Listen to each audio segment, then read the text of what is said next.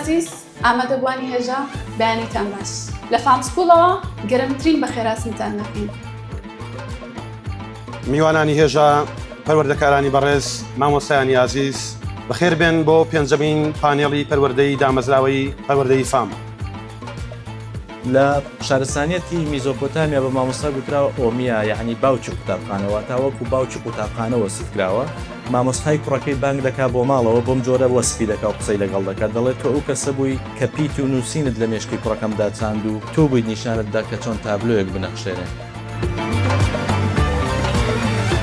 ئێمە لە بواری فەلسەفە سروشتەکانە لە زانستی سروشتەکانە فیلسوفێکمانەیە ناوی دەیکارتە، دەڵێت وای دانێ هەموو گەردون پیاڵەیەک چایە، تۆ کاتێک کە پەنجەت لە ناو پیاڵە چاکەیان نوقمەکەیت، هەموو گەردیلەکانی ناو پیاڵە چاکە پێویستیان بەوەیە کە شوێن گۆڕچێ بە خۆیان بکەن بۆی جێگەی پەنجەی تۆی تیا بێتەوە. ئەو کاتێک کە پەنجە دەخەیتە ناویەوە بڕێ لە ئاوی چاکە دێتە دەرەوە بۆی کە شوێنی پەنجەی تۆی تیا بێتەوە.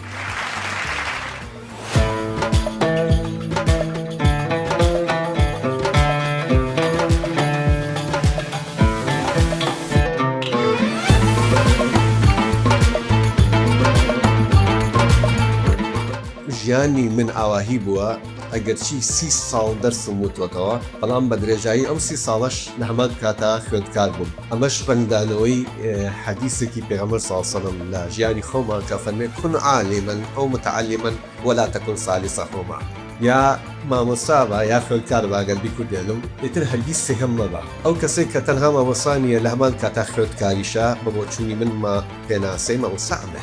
من لەگەڵ خوێندکارەکانم تەنها مامۆستا نیم، بەبێ خوێندکاریش بوو.